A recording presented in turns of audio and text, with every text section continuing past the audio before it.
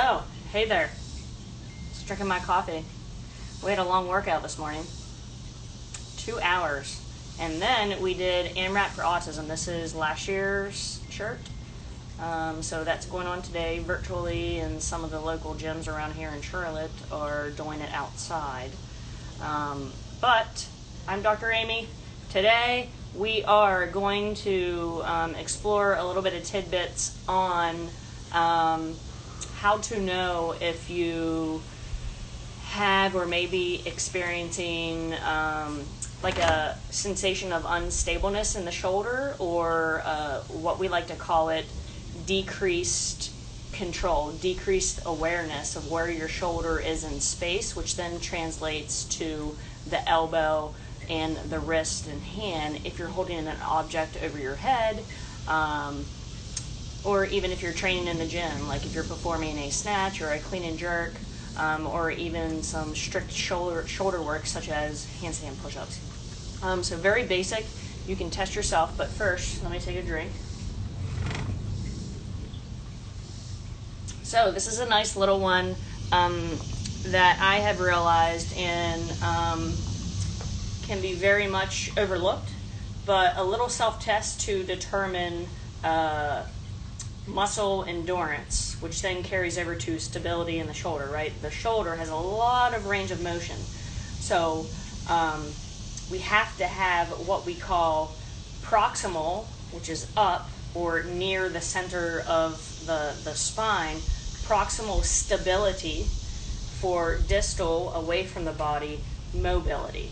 So if we're strong here and strong in the core and strong in the hips, then the movements that we do with our shoulders, our knees, our ankles should correlate that with the strong stability in those main joints, and then creating better control and awareness when we perform movement. So a nice little endurance test that I think should hone in on some programming, and even with physical therapy, people who are going through rehab that might have some shoulder impingement issues, which then can strongly experience some decreased awareness of where the arm is in space, is just a simple side plank. So what we'll do here, let me just kind of turn this over just a bit so you can see me. So different ways to do a side plank. First portion is legs extended, legs stay straight, and then I'll show you the modified version of that. So we have a side plank here. I'm trying to be all straight. If you were to look at me this way, right? I'm a board, I'm a straight line. I'm not gonna side plank like this. I'm gonna drive my hips through. My shoulder is underneath, or my elbow's underneath my shoulder. And I'm trying to hold this position. A good goal is 45 to 60 seconds. Right? And then you retest the other side. So typically, you'll probably feel one side that's a little bit more unstable than the other. And that just gives you information that perhaps you need to start developing some motor control and holds and carries within your training or rehab program. So the other version, if the straight leg with the knees off the ground is too hard, we're just going to add the knee on the ground. So I'm going to bend my knee, same thing, I'm going to be nice and straight, and then I'm going to hold this plank. And I'm going to hold for hopefully 45 seconds to a minute, and then I'm going to repeat that on the other side. So that's a good test to kind of see if there's an imbalance within the shoulder complex. Another little test is lifting or pushing something that's slightly unstable up in the air. So a single arm strict shoulder press. So I have a little dumbbell here.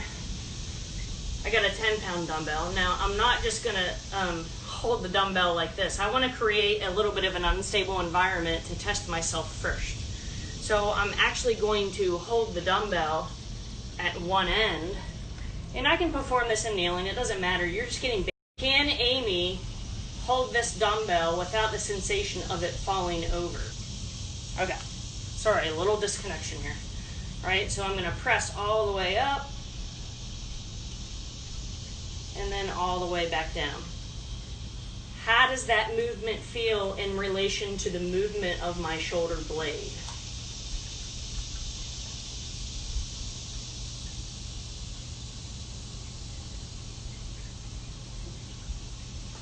And then I would repeat that on the other side. So this just gives you information to see if there's any imbalances that may be associated with pressing into use of the main shoulder complex, right? So the difference between those two movements. So the last one, the latter, I was moving an object in space. My hand or my elbow isn't connected to something or a surface that's stable. We call that a open kinetic chain movement, meaning my distal, my hand, is moving in space. It's not stable. As opposed to the side plank, I'm in a stable position. So my hand is locked in on something stable.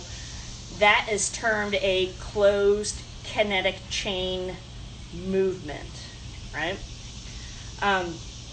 So those are some nice two baselines that can be incorporated into a rehab program. And that can even be trained. Those two movements can be incorporated into training within your rehab program as well. So I know that when I started my pain-free shoulder journey over about 1.5 years ago, that these particular movements were pretty hard for me. Lots of imbalances, lots of sensation of my left arm, which is the arm that I demoed on. I know it looks right on your end of the camera, but I had to do a lot of repetition, a lot of muscle memory in order to create a stronger mind muscle or nerve connection into that movement pattern. So, which then in turn, to this point now, I'm able to do strict handstand push-ups, shoulder pressing, any variation of that, pain-free, because I have created an environment where my shoulder blades are now able to establish awareness of the type of movement that I'm doing. So I'm able to control my position a little bit better. So those are some two tidbits just to kind of give you a little mini assessment, right? So today's session is just a little bit shorter today, and wanted to see if give those little tests a shot later on. And if you have any questions, please reach out to me.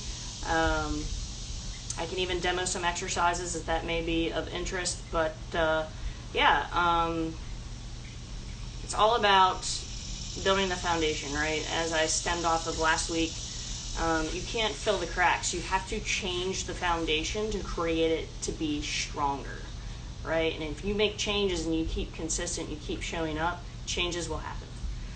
But that being said, so AMRAP for autism, we finished it. I did a partner workout. So it's a 32-minute AMRAP.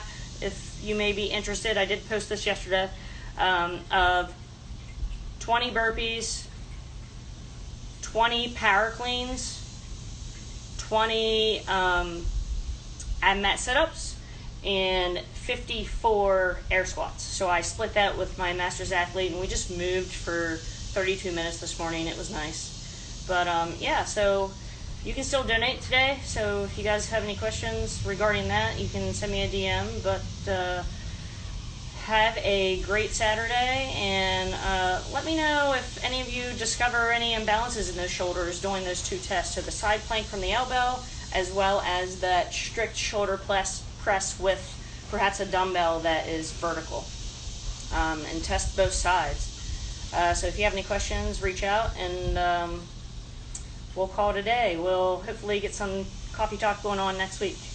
All right, cheers. Salut. Ah, it's nice and cooler.